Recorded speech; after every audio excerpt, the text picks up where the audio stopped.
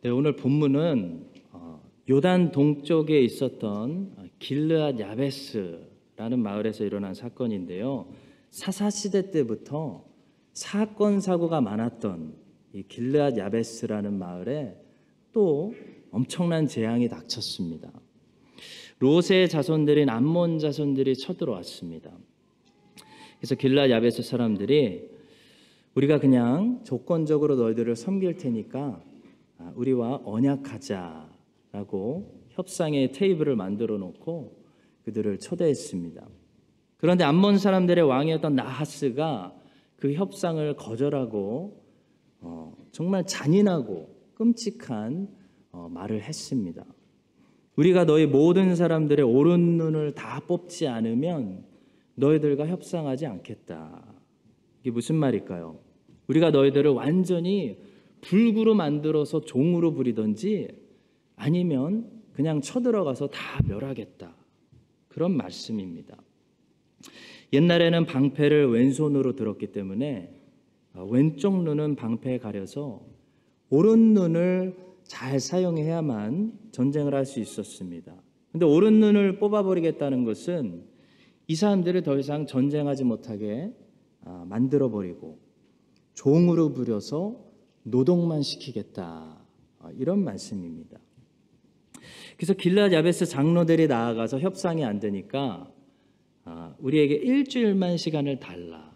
일주일 안에 이스라엘이 군대를 모으고 우리를 도우러 오면 우리가 살고, 안 그러면 우리는 어차피 죽은 목숨이니까 일주일 후에 너희 마음대로 해라. 이런 최후의 제안을 했습니다.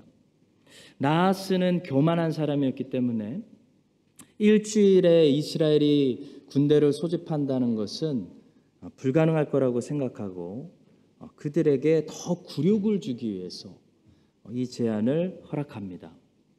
자, 그런데 일주일이라는 이 짧은 시간 안에 사울이 33만 명이라는 대군을 모으고 길르앗 야베스에 도착해서 암몬 자손을 격파하고 길르앗 야베스를 구하는 그 이야기가 오늘 사무엘상 11장의 이야기인데요.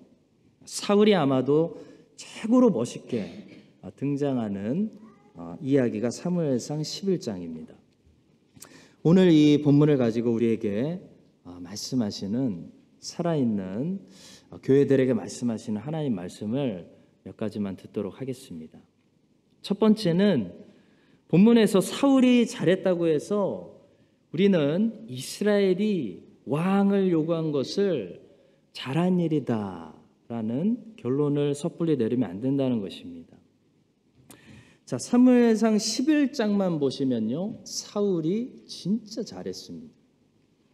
그런데 어떤 사건에 선한 결과를 보고 우리는 섣불리 하나님의 뜻이 맞네 라고 말하면 안 된다는 거죠. 본문에서 사울이 잘했지만 사울이라는 왕을 세우는 것은 사무엘을 통해 분명히 말씀하신 것처럼 하나님의 뜻이 아니었습니다. 성도 여러분, 하나님의 뜻은 어떤 역사의 결과를 보고 우리가 아는 것이 아닙니다. 하나님의 뜻은 말씀을 보고 아는 것입니다. 선한 결과를 보고 하나님이 뜻이네 라고 말해서는 안 된다는 거죠. 우리는 하나님의 말씀을 듣고 이것이 하나님의 뜻이구나 라는 것을 분별하게 됩니다. 올해도 변함없이 7월에 청소년 집회를 하게 됐습니다.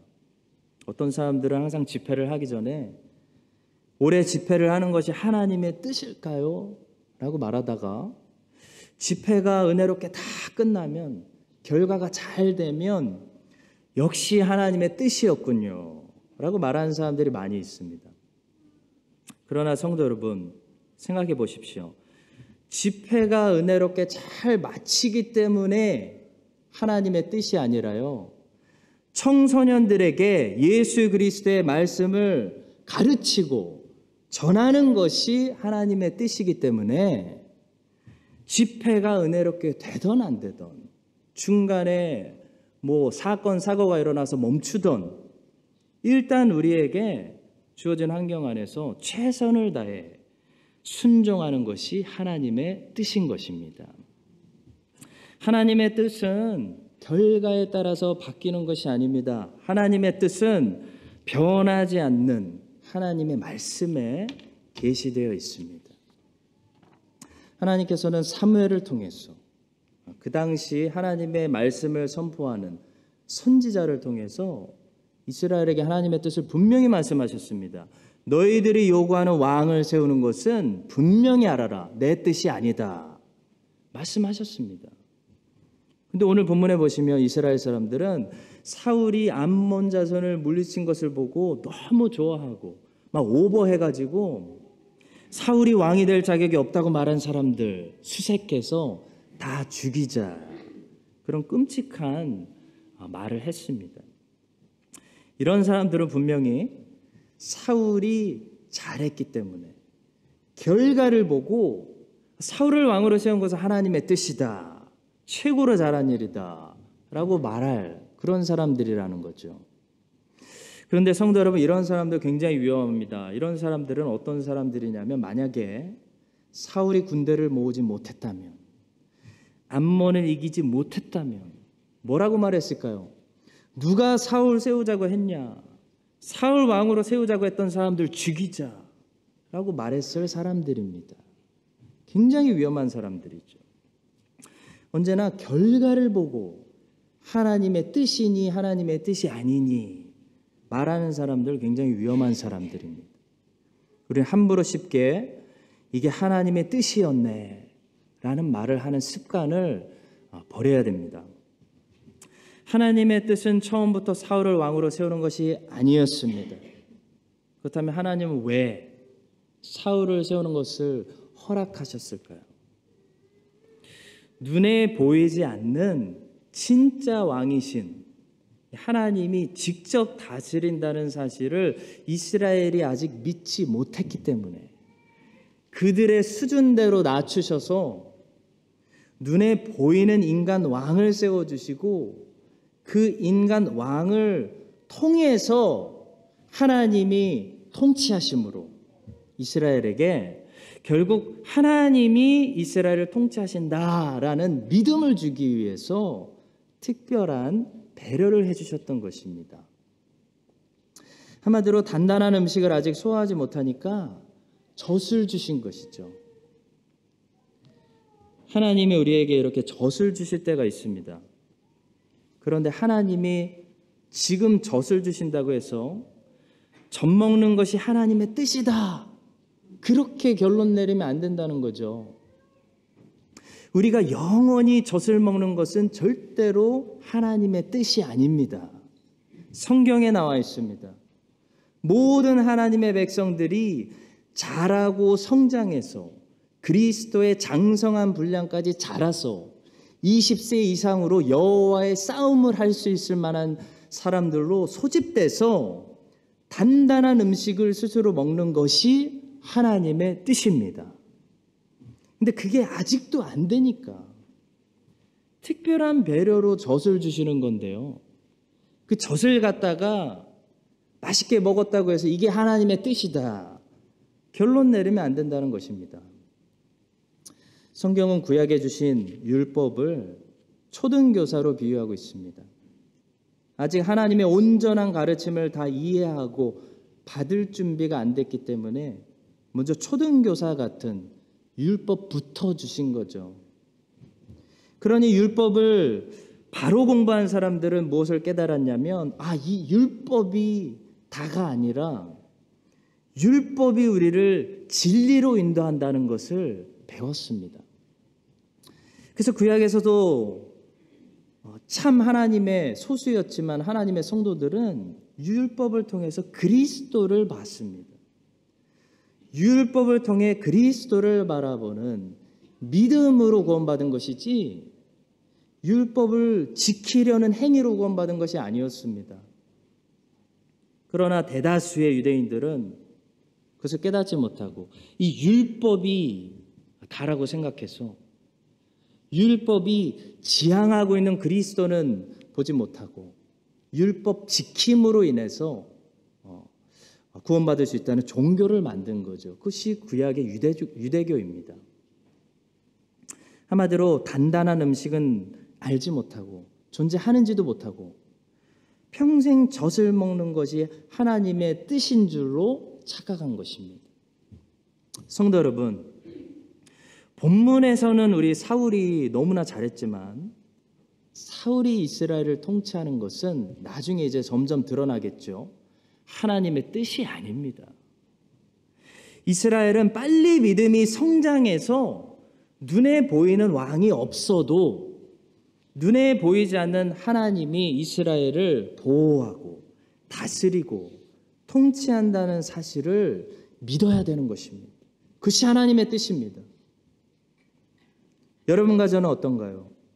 여러분과 저도 이스라엘처럼 여전히 단단한 음식을 먹을 줄 모르고 젖만 달라고 먹여달라고 그것이 우리를 향한 하나님의 뜻이 아니냐고 말하고 있는 것은 아닌지 오늘 거룩한 주일에 거룩한 주님의 말씀 앞에 우리 모두를 돌아봐야 됩니다.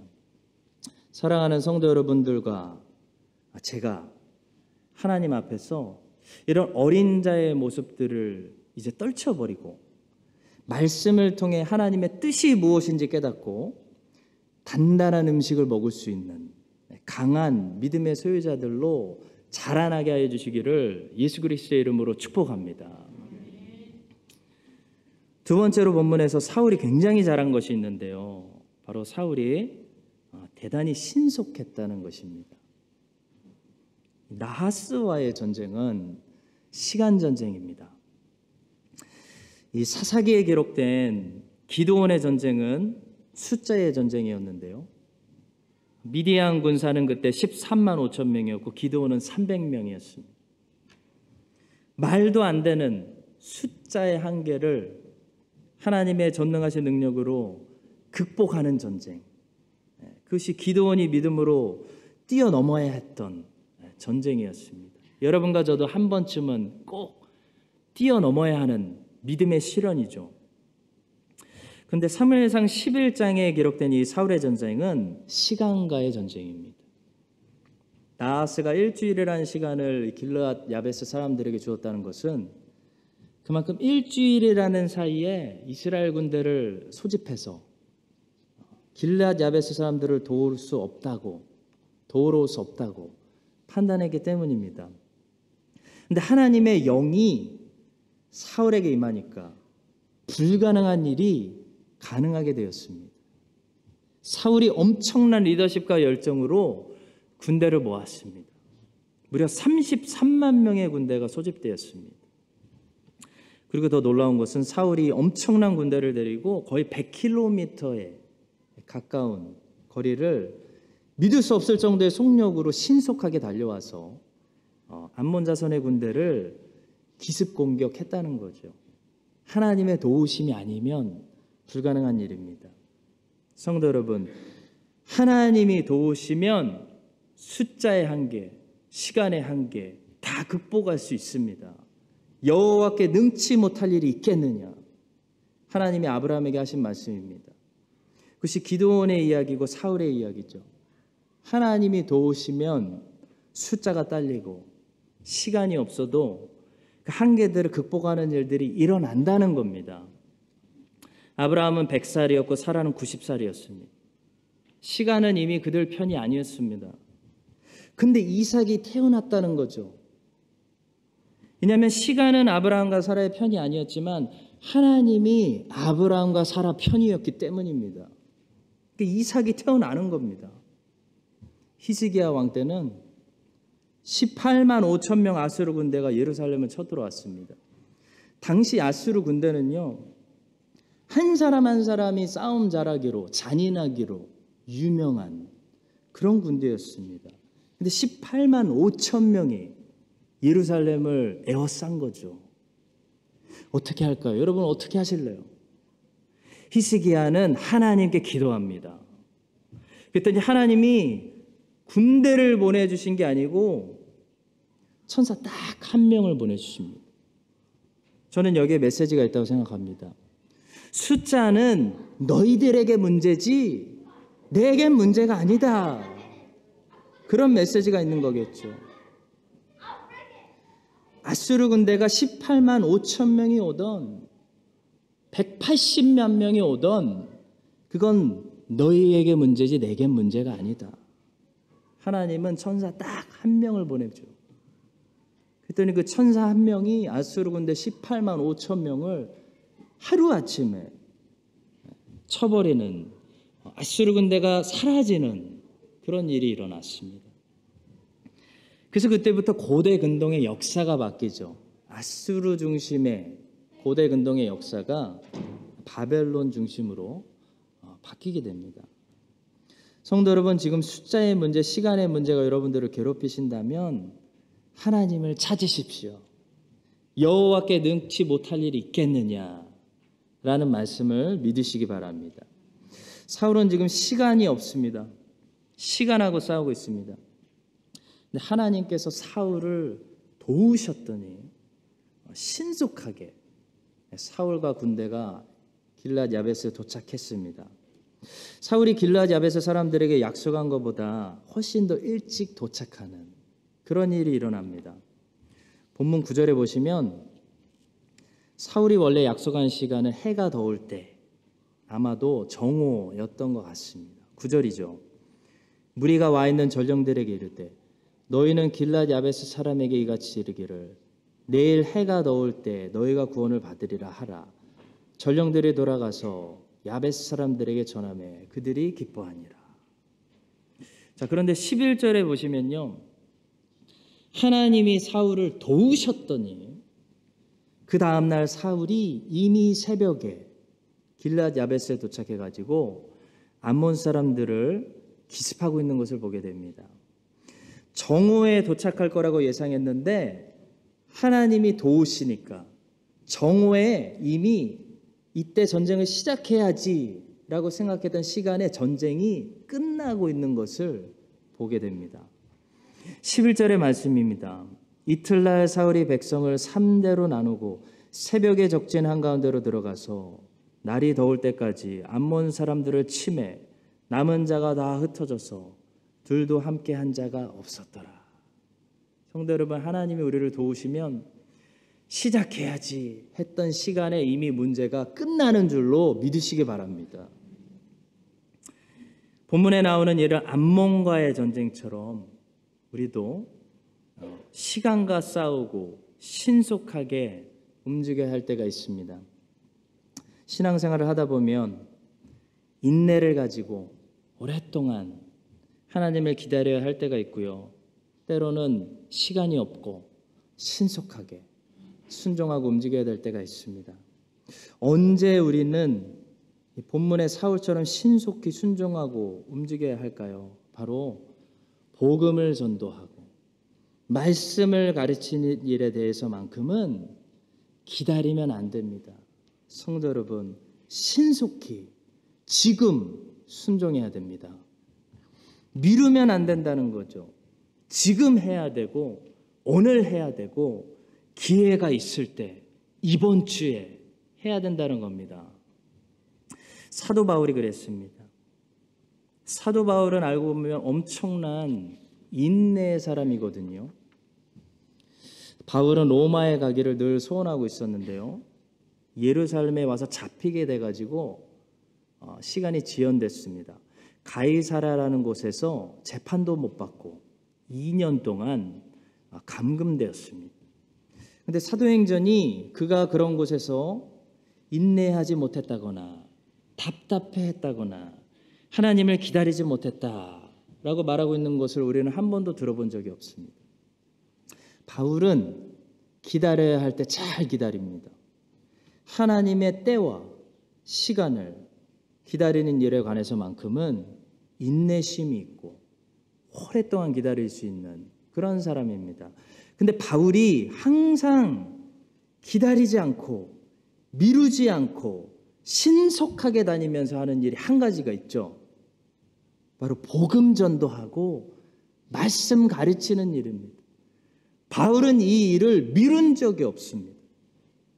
바울은 이 일에 관해서만큼은 하루도 시간을 낭비하지 않았습니다. 바울에게는 1분 1초가 말씀 전할 수 있는 아까운 시간이었습니다. 요즘 수요 예배에서 바울의 1차 전도 여행을 우리가 살펴보고 있는데요. 바울이 루스트라라는 곳에서 유대인들에게 돌로 맞았습니다. 거의 죽었다가 살아났습니다. 보통 사람 같으면요, 돌 맞고 죽었다가 살아나서 망신창이 돼서 숨이라도 고를 텐데, 바울이 어떻게 했다고 사도행전이 놀라운 기록을 하고 있냐면 사도행전 14장 20절과 21절입니다. 제자들이 둘러섰을 때 바울이 일어나 그 성에 들어갔다가 이틀날 바나바와 함께 더베로 가서 복음을 그 성에서 전하여 많은 사람을 제자로 삼고, 놀라운 기록을 우리에게 보여주고 있습니다. 돌 맞아가지고 유대인들에게 사형 집행 당했던 사람이 망신창이가 된 몸을 이끌고 그 다음날 더베로 걸어갑니다. 그리고 복음 전했다는 겁니다. 성도 여러분, 한번 깊이 묵상해 보십시오. 바울이 왜 이랬을까요? 바울 도대체 왜 이럽니까? 하루도 쉬지 않고 그 다음날 더베로 가서 왜 복음 전했냐는 거죠. 바울이 나중에 로마 감옥에서 에베소 교인들에게 이런 말을 남겼습니다. 에베소서 5장 16절, 세월을 아껴라. 때가 악하다. 영어로 보니까 making the most of every opportunity. 모든 기회를 최대한 활용해야 된다. 그런 말씀입니다. 왜냐하면 때가 악하기 때문에. 성도 여러분, 다른 일들은 우리가 급하게 안 해도 됩니다. 사실 더 기도하면서 인내를 가지고 하나님의 때를 기다려야 하는 일들이 인생에는 많이 있죠. 근데 이거 하나만은 분명합니다. 복음 전하고 말씀 가르치고 우리 자녀들에게 하나님 가르치는 이 일은요, 내일로 다음 주로 미뤄서는 안 된다는 겁니다. 오늘 우리 교회 왔다가 다음 주 안 오고 영원히 교회 떠날 사람들이 있으면 어떻게 하실 겁니까?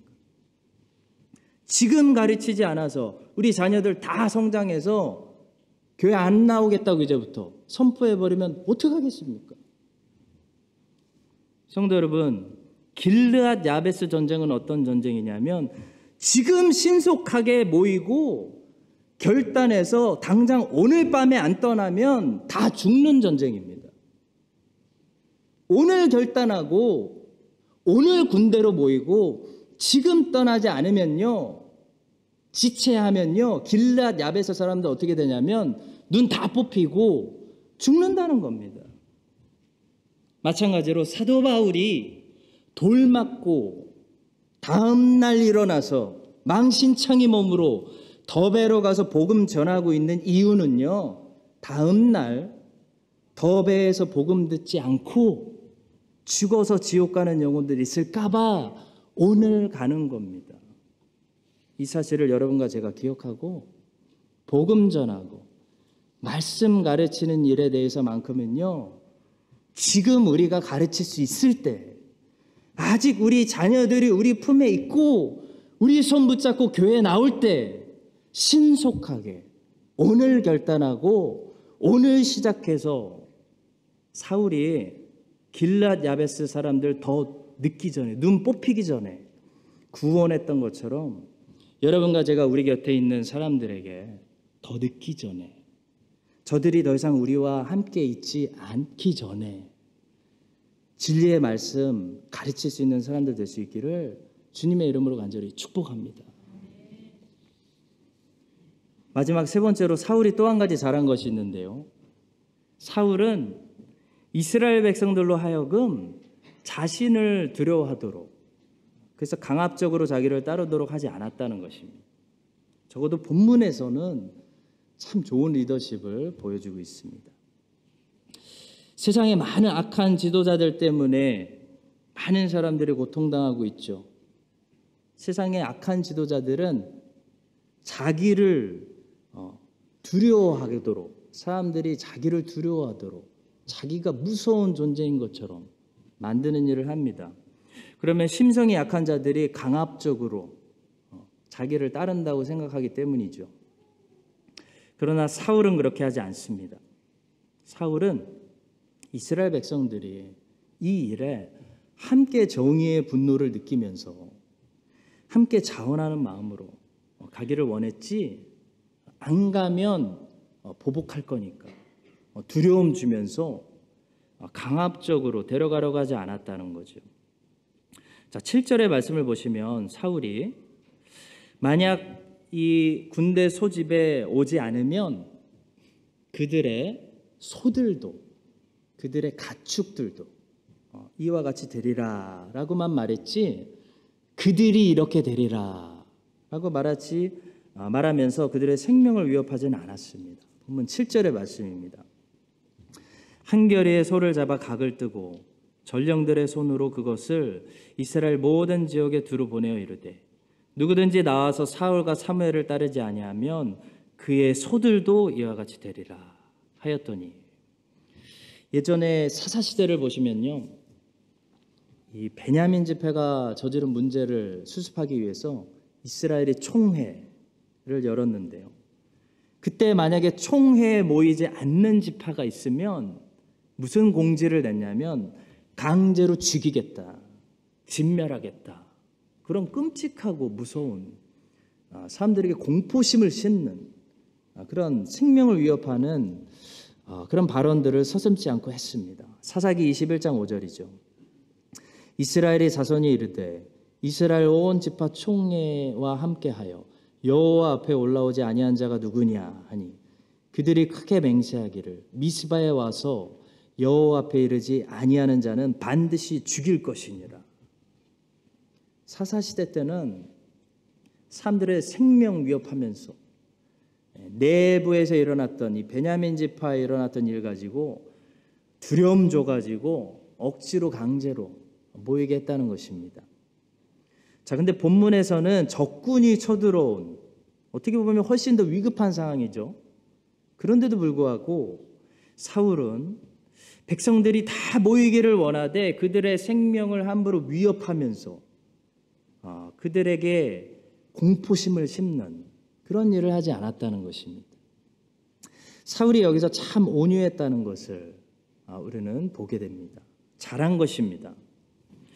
암몬과의 전쟁이 승리로 끝났을 때도 흥분해 있는 일부가 사울을 왕으로 세울 자격이 없다라고 말하는 사람들 색출해서 죽이자라고 했을 때 사울은 이 날은 여호와께서 우리에게 승리를 주신 날이니까 사람을 죽이면 안 된다라고 말하면서 그들을 진정시키고 생명을 소중히 여기는 그런 온유한 모습을 보여주고 있습니다.